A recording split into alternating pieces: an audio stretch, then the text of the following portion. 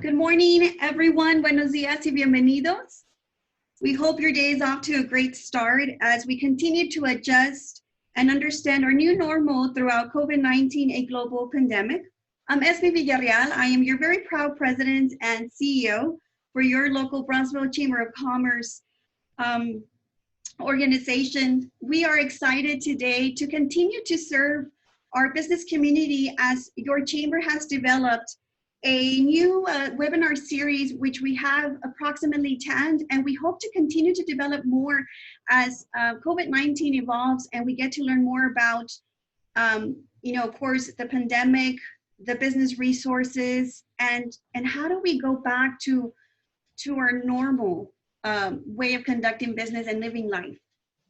We as a chamber continue to diligently work to serve our business community as a resource for fact-based data, information, and education on COVID-19 resources for business sustainability. As we all continue to adapt to this unprecedented situation, we are forced to rethink and adjust our business model by fast-tracking to digital transformation, even if at times based on the area that you serve, we lack technology. But even then, your chamber has created a series of webinars to assist businesses in the reopening of our economy. I think that's key to the success and growth of our businesses, regardless of the size of your business. So the Brownsville Chamber of Commerce developed a series called Brownsville Beyond. We, as mentioned, have a total of 10 webinars in which we have and will continue to collaborate with community partners, with state agencies, with our elected officials, and of course, the Office of the Governor. There's so much information to share, and today's topic leads us to workforce. How do we adjust to the new norm of workforce? And we're very, very excited to welcome our guest speakers today. We have a great friend and colleague of your local chamber, someone that, earlier to starting and going live, I was telling Commissioner Alvarez, I'm preaching to the choir every time I talk about chamber world, as he, of course, is an expert in the chamber industry. And if there's someone that we can connect with and understands our industry, would be, of course, Commissioner Alvarez. So, ladies and gentlemen, as said, we are very honored to welcome today's guest speaker, Commissioner Julian Alvarez III, representing Texas Workforce Commission. Commissioner Alvarez III is the commissioner representing labor of the Texas Workforce Commission. Governor Greg Abbott reappointed him to the 3-member commission on March 7th, 2017. His commission appointment expires February 1st of 2023. As labor commissioner, Julian Alvarez represents the interests of more than 14 million Texas workers with respect to TWC services and ensures that their concerns are considered in all commission actions. Prior to his appointment, Commissioner Alvarez served as president and CEO of the Rio Grande Valley Partnership, fostering relationships and coordinating programs to advance regional economic development and employment opportunities. He also served as the Texas Regional Director for U.S. Senator Kay Bailey Hutchinson, advising on legislative and policy issues related to South Texas. Prior to that, Alvarez served on the South Texas Drug Task Force as a state trooper for the Texas Department of Public Safety. After his service with DPS, Alvarez inspired stewardship and leadership as a director of college information for Texas State Technical College in Harlingen. Commissioner Alvarez received the CTE Commission Award from the Career and Technical Association of Texas for advancing CTE programs as a vital part of developing a prepared, adaptable, and competitive workforce in 2019. Prior, he received the Appointed Official of the Year by the Texas Association for the Education of Young Children for his work on behalf of early childhood education. As well, he was appointed by the Texas Secretary of State to the Border Transportation Advisory Committee in 2018. Commissioner Alvarez earned a Bachelor of Science in Secondary Education from Texas A&M University in Kingsville. Good morning, Commissioner Alvarez. Thank you very much for being with us. We know that you're running around throughout Austin and everywhere, trying to continue to, devote yourself and, of course, your services to serve our Texans and our workforce. Welcome to Brownsville virtually, because that's a new norm. And of course, we also want to acknowledge and welcome Jeanette de la Cruz. Jeanette is the Chief of Staff for the Office of Julian Alvarez Commission, of course, representing Labor Texas Workforce Commission. Good morning to both. Morning. Thank you, Esme.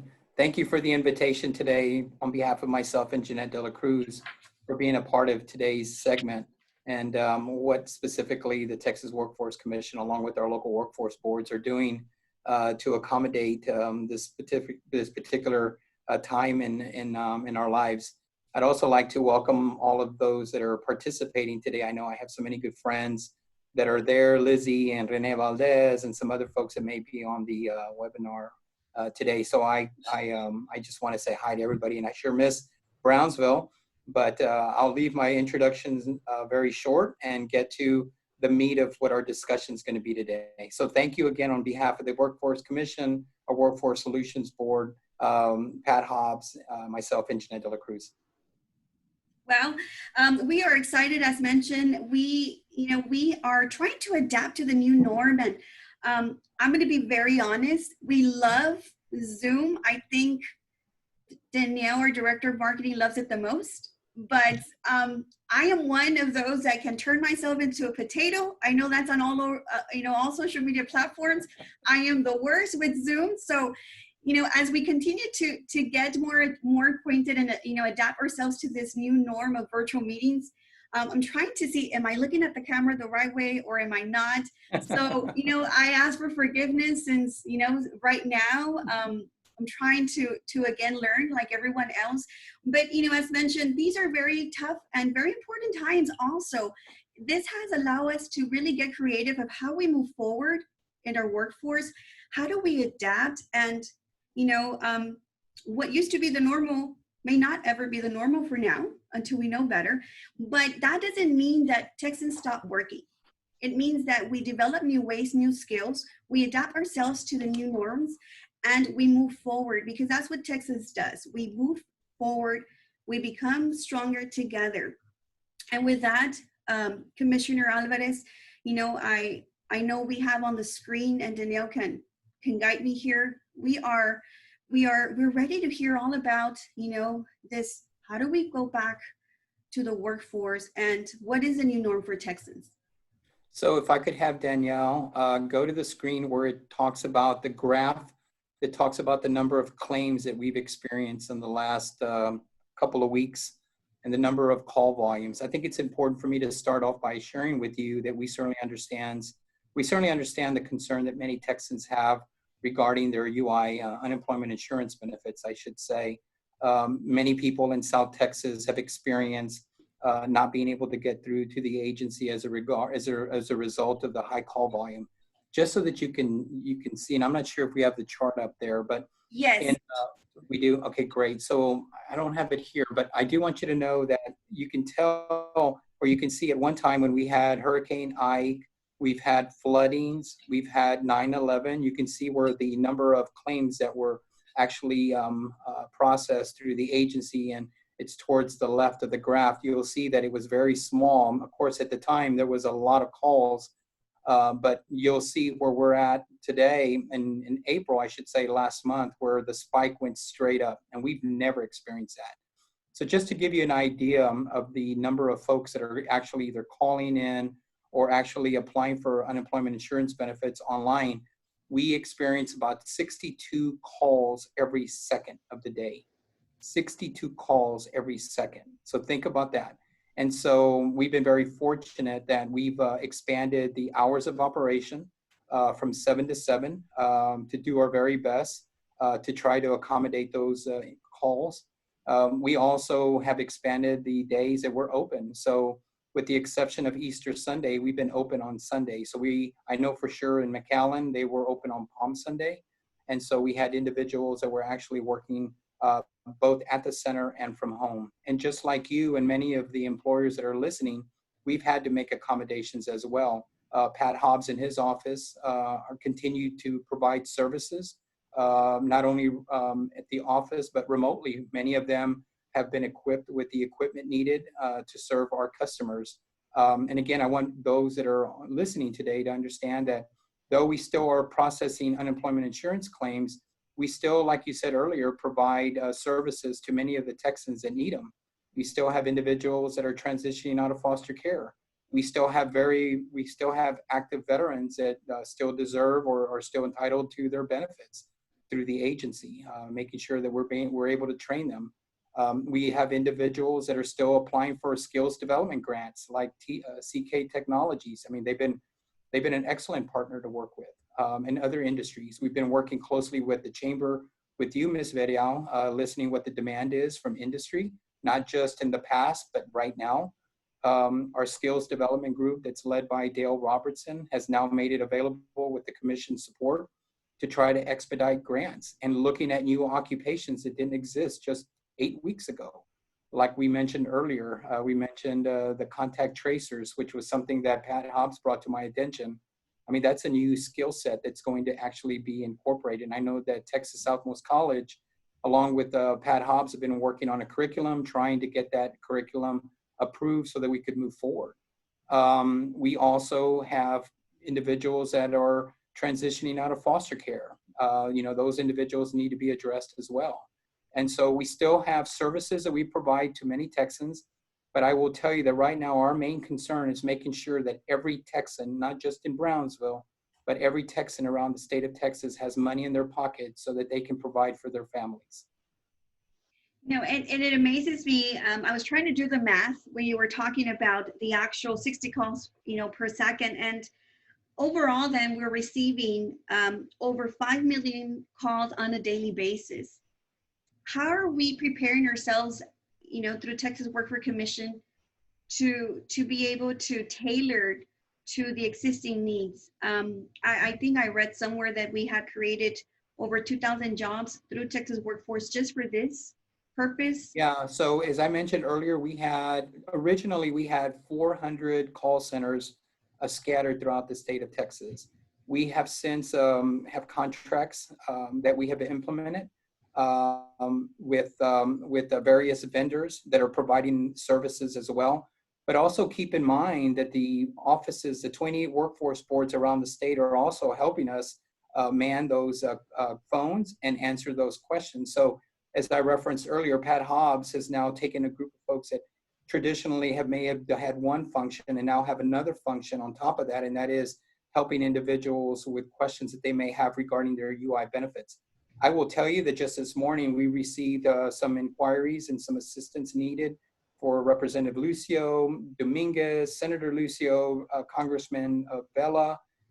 We continue to assist them, and what they do is they draft up a spreadsheet of all of those individuals that need assistance. So we ask them to give us their names, and I'm asking your members as well to give us their names, to provide the same name as that it would appear on your driver's license. Unfortunately, sometimes there's a confusion there because a young lady may put what her name is, but it's not the same that's listed on her driver's license. We go based on that. So again, there's a reason why someone may call in. We also ask for the last 4 numbers of your Social Security. We don't need all of them, but that specifically identifies who you are. So if someone's calling from Brownsville, their name is Maria, Esmer Verial, we know that this is your date of birth. We ask for that as well, a callback number, and also the last 4 numbers of your Social Security. Now, please keep in mind that all of this, this high call volume actually happened because of a couple of things. One is traditionally in the past, we only provided unemployment insurance benefits. So if I could ask Danielle to put up on the graph, this particular graph that we have, the color chart, it specifically identifies the extended unemployment benefits in Texas. As you know, one of the House bill that actually allowed individuals to receive benefits that were contract workers or 1099s, we're now going to be receiving funding through the Texas Workforce Commission. And so when that money was approved and given to the states, that money was being funneled through the commission. And so that was something that we haven't done in the past. In the past, we generally just did the regular UI claimants, those that were eligible for the unemployment insurance benefits. And so that's generally what we did, those people that receive a W-2. But now those individuals that were 1099s and contract workers would now receive that $600 a week as a result of the COVID-19. The way we have it drafted out here is you can see on the chart that we provide you that on the very left, we have the regular benefits that go up to 26 weeks. So remember, if you're applying for unemployment insurance benefits, you were actually calling in and looking to see how much your amount was going to be. And in some cases, the majority of the time, it was $207. Now, when the president rolled out the additional pandemic unemployment assistance, the federal pandemic unemployment compensation, that just created a larger number of people calling in to find out if they were eligible for those benefits, which they were. And so unfortunately, what we did was we had to accommodate the current system that we had so that we could both accommodate those individuals that were receiving UI benefits and then those individuals that were receiving pandemic unemployment benefits or assistance, as we call it here, the PUA. And so what we had to do is we needed to inform individuals that they were going to receive the $207. Let's assume that was their UI benefits. They were also going to receive on top of that the $600. So in some cases, like we talked, Esme, you know, some people are going to be making more money now, unfortunately, than they did while, you know, they were employed. But that's a good sign. You know, we wanted the money out there, and that's what caused the backlog or the high call volume, because people were asking questions.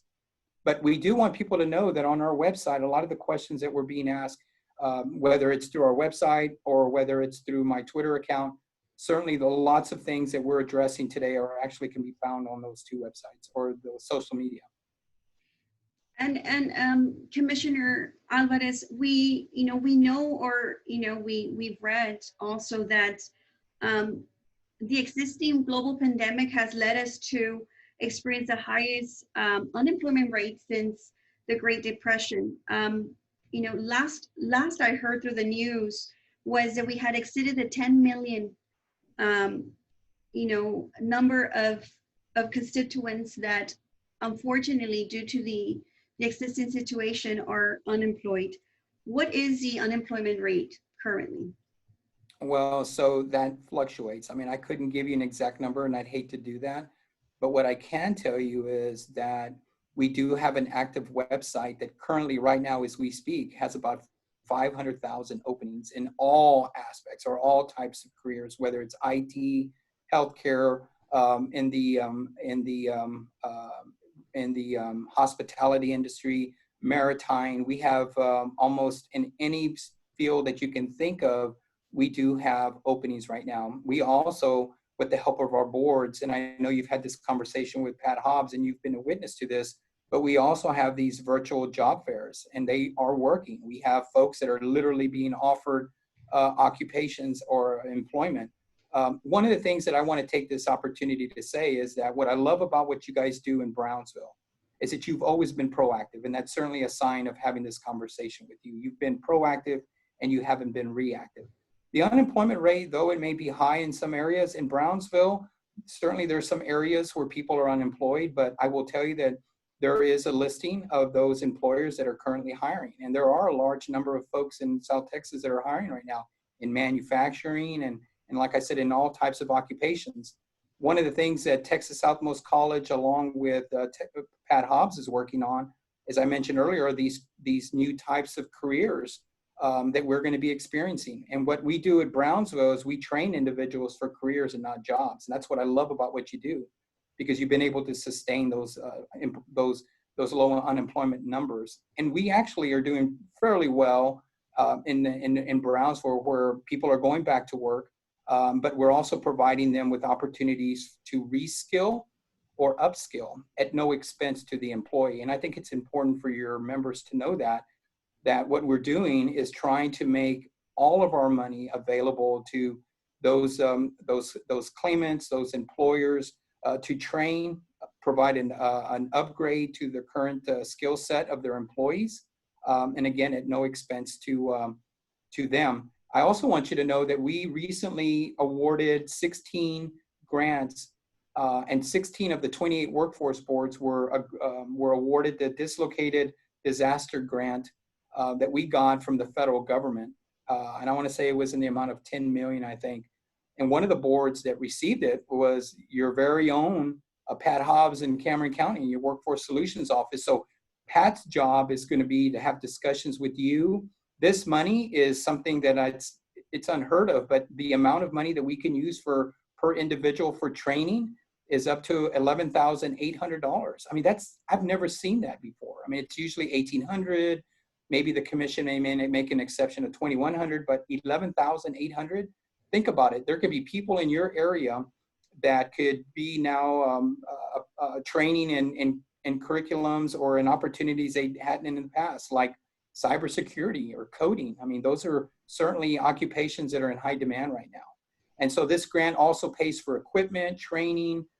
It's part of the humanitarian type of efforts, providing individuals the opportunity to give out food. Like I said earlier, transportation for individuals that are having a difficult time getting somewhere.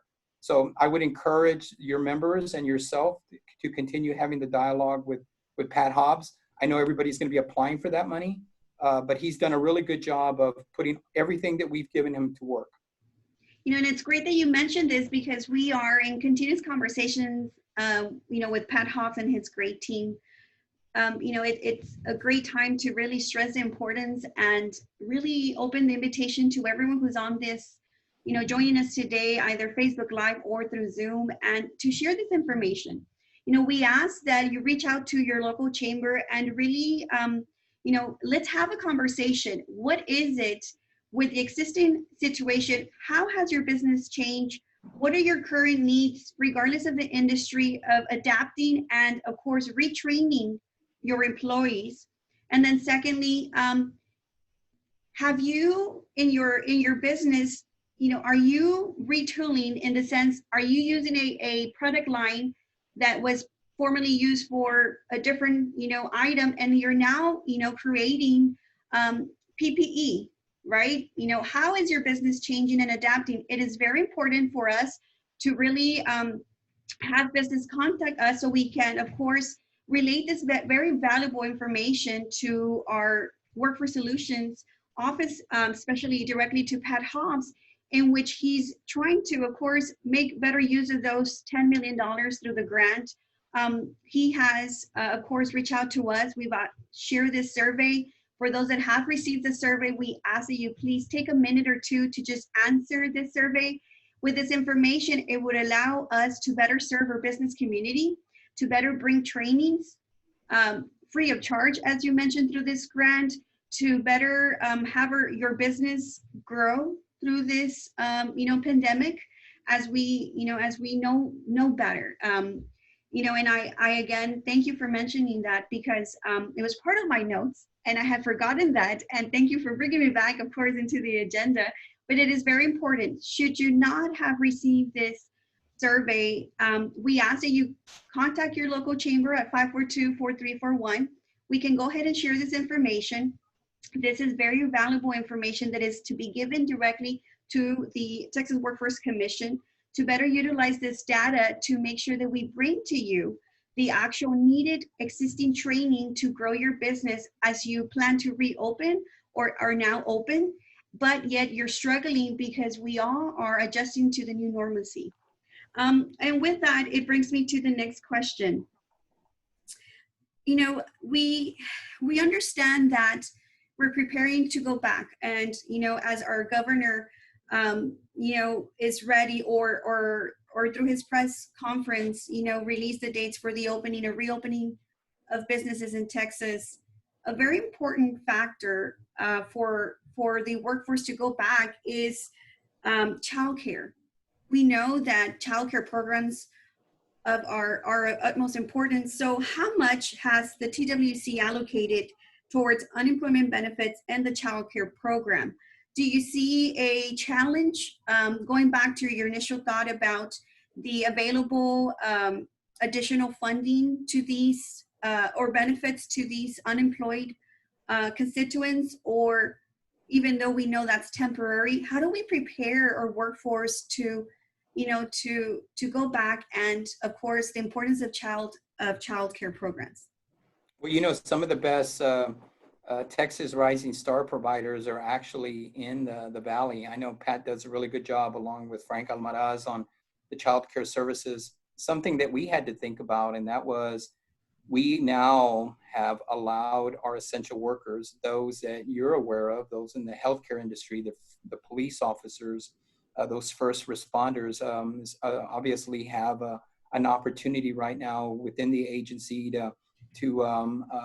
we provide them childcare for them. We have been very, prior to this, I should mention that prior to COVID-19, when we started experiencing, shutdowns, we were servicing over 130,000, and keep this in mind, over 130,000 kids, little kids, infants in childcare every day, not every year, every day in this great state of ours, allowing parents to go to work, allowing parents to go to school. And so obviously there's been some closures as a result of what's happened. But I can tell you that our priority right now is to make sure that every essential worker has the ability, with our local workforce board's help, to get these individuals, their children, into quality child care services. And so our focus has been there. We've been working closely with the governor's office on how we're going to be rolling out, and continuing to support our child care providers. And so we do receive the funding through the federal government specifically for that, but we know that there's a value in providing quality child care. And so as the governor continues his meetings and his rollouts, we're continuing to have conversations with him as well. But we are still providing quality child care services around the state of Texas and of course in South Texas as well. So do we, the best way to really inform ourselves about the available programs for those that are listening would be to contact their local workforce division? Is there a number that they should be calling for available resources, or how is it that they can find information regarding the existing resources? So I don't know if Pat Hobbs can chime in, but if not, I'd be more than happy to answer that question. Pat, can you chime in?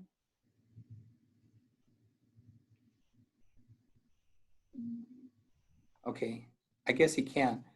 Jeanette, do you want to add to that besides the website that we have? Sure. So we have childcare information on our website, the texasworkforce.org website, but also the local workforce board would be your first stop to obtain information. We also wanted to go ahead and add on to what Commissioner Alvarez was saying.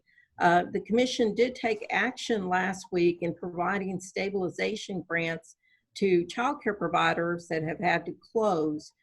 As Commissioner Alvarez was referencing earlier, right now, the only childcare are for children of essential workers. So we've had many daycare providers that have had to close. Well, these stabilization grants will help those closed providers with any fixed costs. So that is just some of the ways that we're helping our childcare community with monies that we have received from the federal government. But so I wanted to just add to that. Commissioner Alvarez? So Ms. Verial, if you could ask those that are listening, and if you could place on your website, it's texasworkforce.org. And then on the very top, they'll see a COVID bar. And then there's on the bar, it says employers, employees, job seekers, and then of course it says childcare. All of the information that you and I are discussing right now can be found there. And of course, if they have any further questions, they certainly can reach out to the local workforce board there in Brownsville. We appreciate that. I believe Pat is also a participant, Danielle? If he is able to, he's unmuted now. Pat, could you hear us?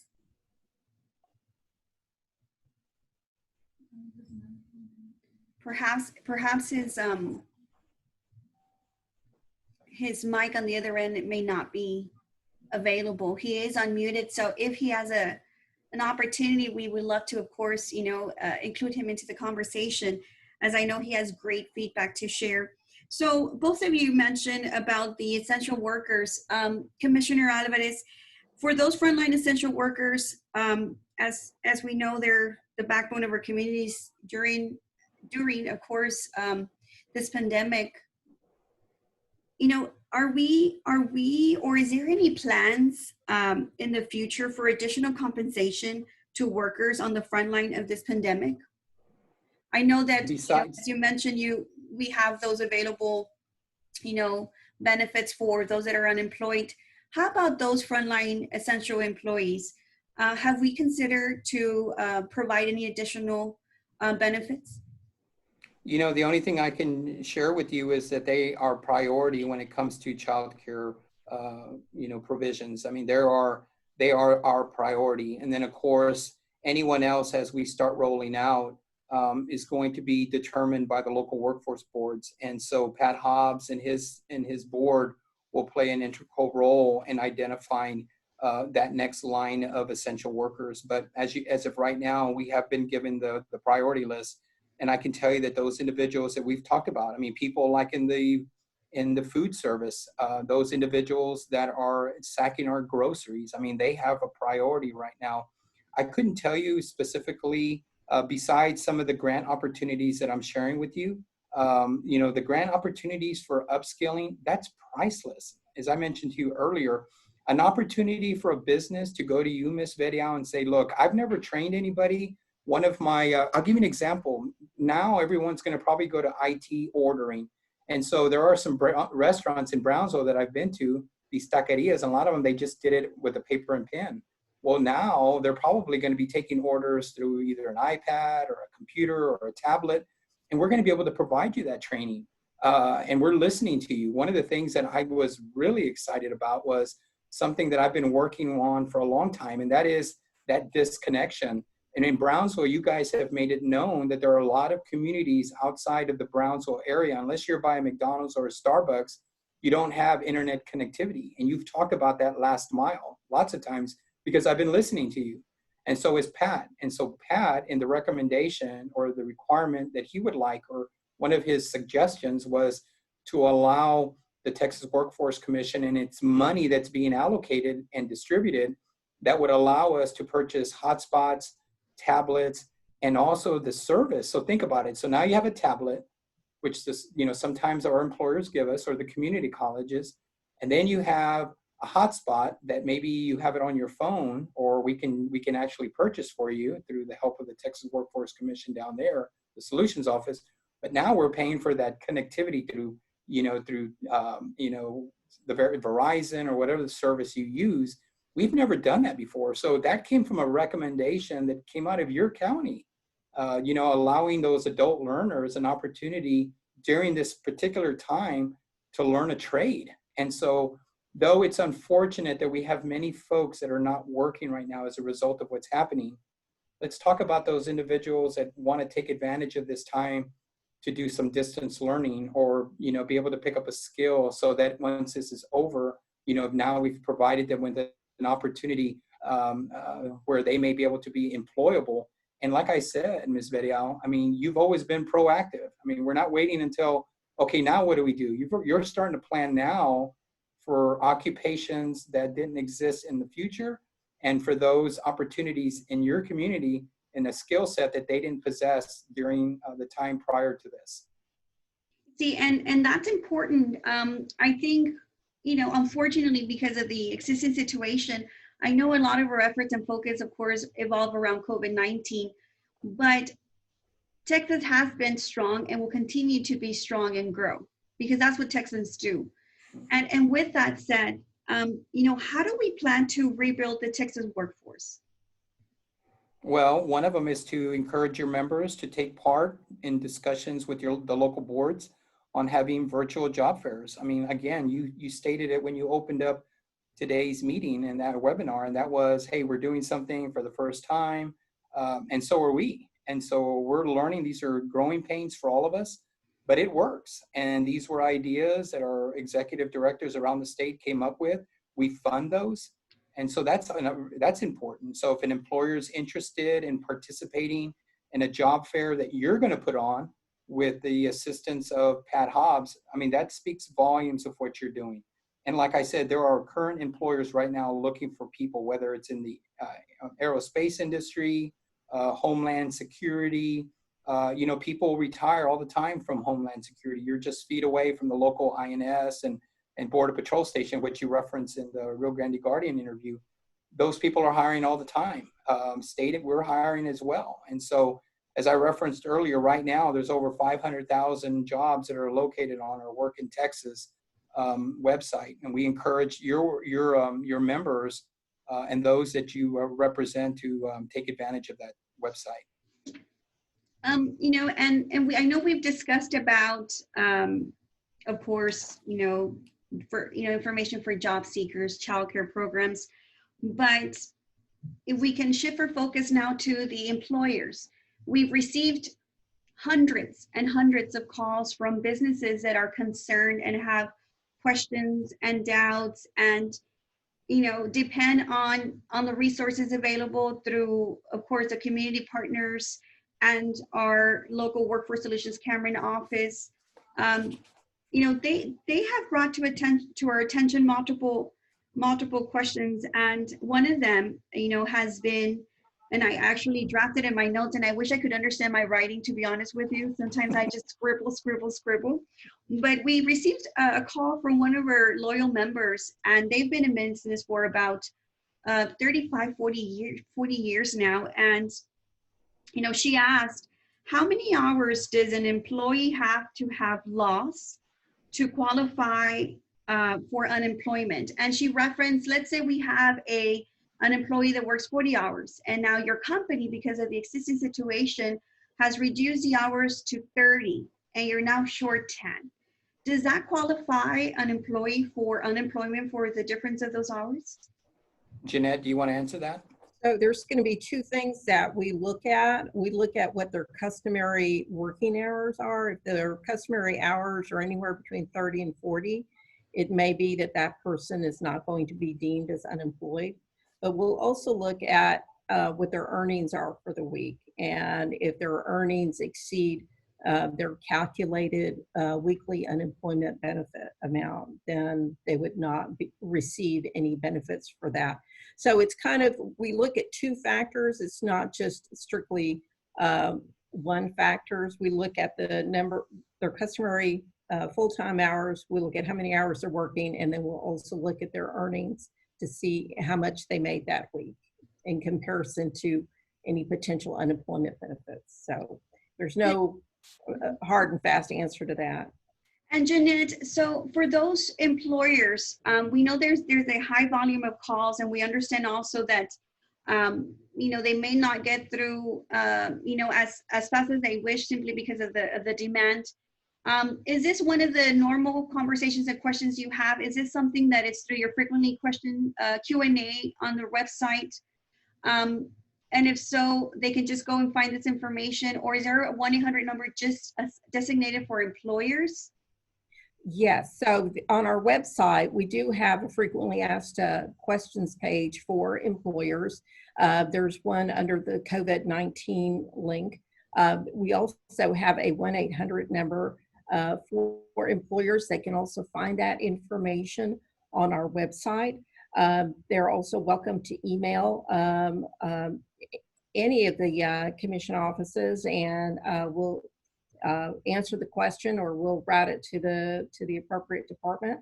But what employers need to understand is that Texas Workforce will do our best to ensure that individuals will return to suitable work. So if there is work that's offered to an individual and they refuse, we now do have a portal on our website where employers can log in and report that information to Texas Workforce.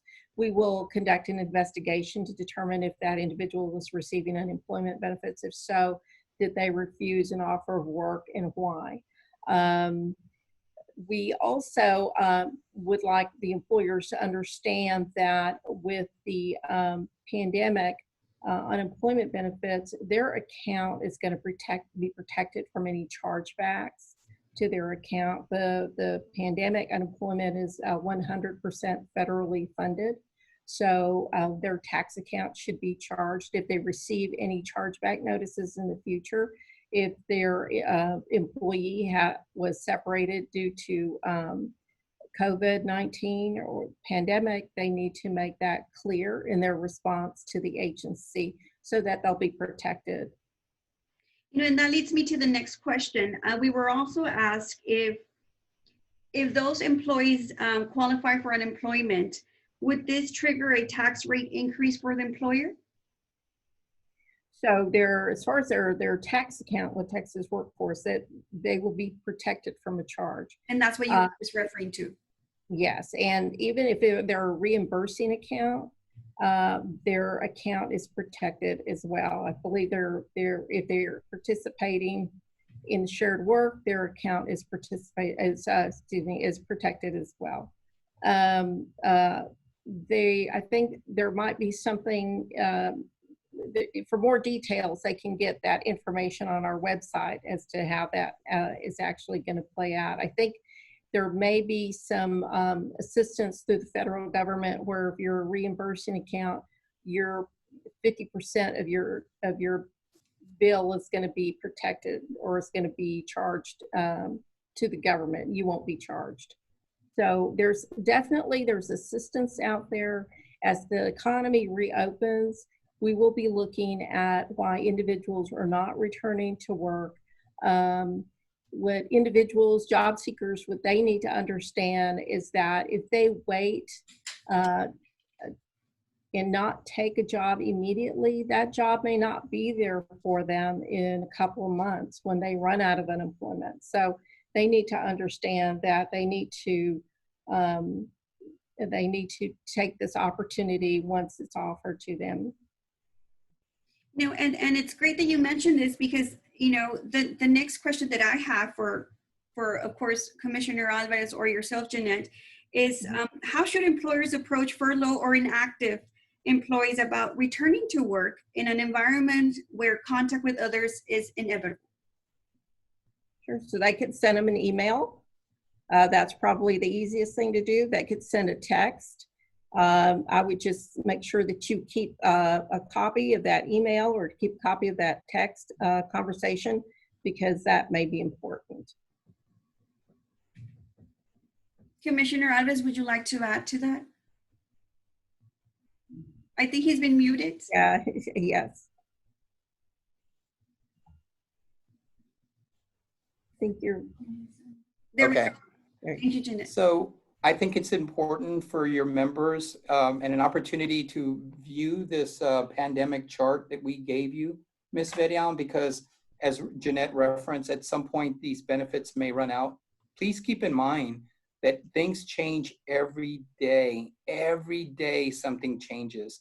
So if you can document what's going on within your business, if you can refer to the governor's open for business manual that you've provided your readers and you have online, we would encourage you to continue visiting that. And then conversations regularly. I would encourage your members to look at your website every day, because every day you have provided your members and those that are that you have dealings with to monitor what you're doing. So what we discussed today may not be the same thing we're going to discuss tomorrow. There may even be more opportunities. And so the only thing I would like to add for what Jeanette said, because this is untested waters, you have to understand this is something we've never experienced before as far as employees that are receiving more money now as a result of the additional funding that the federal government is giving folks. And then also keep in mind that there were individuals that received an IRS check, you know, from the federal government as well. And that had nothing to do with us, but people were calling our office saying, hey, where's my IRS check? And of course, we know where that came from. It came from the IRS folks, but it didn't come from us. So we wanted people to keep in mind. So a lot of the things that we were doing was basically educating folks and just sharing with them options that employers have. Jeanette and you have referenced in the past shared work programs. What we would like for your members to understand is that is a way for us to try to avoid a full-blown furlough. And so conversations we've had with some employers from the Cameron County area have been to discuss how are ways that individuals could be in their hours of work, where traditionally they've worked a full-time schedule, they are now working maybe a part-time schedule. But we want people to understand that they still qualify for unemployment insurance benefits. And so, you know, we want employers to keep that in mind. I would certainly look at the website that we've referenced earlier and multiple times, the texasworkforce.org, because it gives you a layout on a handout on one of the pages, specifically the details on what and the application process for a shared work program. It's very short. If you have any questions, Pat and his team can assist you. We encourage you. You don't have to have many employees to be working with you to be eligible for that. We also pay for employees to be trained during this time at no expense to the employer. Again, talking about retraining or upskilling. And so we encourage employers to take advantage of that program. And, as we get close to, of course, to the allotted time that we have for today's webinar, we continuously hear of how our workforce perhaps may be facing fear to go back to work. That's just something that is perceived as normal for now. But, what are your recommendations and thoughts to both employers and employees of continue to, live life and, of course, adapt and plan for the future, because this, like we discussed earlier, may be the new norm for us? Well, it's unfortunate, but, our focus here is just training individuals and providing them with the adequate, funding that they're entitled to. As far as an individual basis, again, opportunities for them to attend virtual job fairs is an option that they have. I think it's important for us to emphasize that individuals have options, that individuals have options to attend a job fair, whether it's a virtual one or one in person. I think these circumstances, as I referenced to you earlier, need to be done on, certainly to think of their health. But we certainly are not in a position to tell folks what to do, just like telling them to go back to work. We cannot do that. Every circumstance is different. There's some folks that will not go back to work because they have a parent that they take care of that's 65, and they don't want to, bring that possible virus back home. And so this is all it's going to be difficult for anyone to make that decision. The only thing that I know that we can do is control what we do, and that is to continue providing the services that we've been known to do, to provide the financial support that our fellow Texans need and deserve and are entitled to through the UI benefits and all the other opportunities that they have, and we're doing our very best to address that. And so telling someone what to do is really difficult. All I can tell you is what we control. And before we end today's webinar, we want to make sure that we express our gratitude. We thank you for all your hard work, for everything that you do directly and indirectly that impacts our workforce and impacts the lives of our Texans. We're proud of you serving, of course, our communities. We're proud to have you, out there constantly advocating for the betterment of our communities as a whole, and of course, a great state of Texas. Any final thoughts before we adjourn today's webinar? Well, I just wanted to thank you for the kind words, first of all, and second of all, for your collaboration with Pat Hobbs and for being proactive. I mean, I can't say enough about what the Brownsville Chamber does. I'm so excited. Steve Taylor was right when he referenced all the great things that are not just happening, not just because you're on the phone, but we monitor everything that's happening down there, everything from what's happening in Hidalgo County with possibility of having Tesla down there. That's exciting news. But I've been to many places where I give talks, and I always tell people, can you imagine that in Brownsville, Texas, if I was having this discussion, we may be asking all of our audience members to step outside and see a space launch. I mean, who else can experience that except in Brownsville, Texas? Thank your elected officials like the representatives, the senator, for their continued support of the Texas Workforce Commission and our funding. It's because of them that we're very successful. And so we're very grateful to have great leaders in South Texas. Even the the senators and representatives in the Upper Valley. They all do such great work, and we're in daily communication like you are with them and our federal partners as well. I'd also like to take this opportunity to just, again, to congratulate you for all the great work that you do, and continue reaching out to us for any assistance that we may be able to assist you with. So thank you for allowing us to be there. And again, take this opportunity to thank your legislators, but at the end of the day, thank our great governor for his leadership and what he has put forth and allowing us to be able to be creative and to assist fellow Texans. So we just wanted to close with that.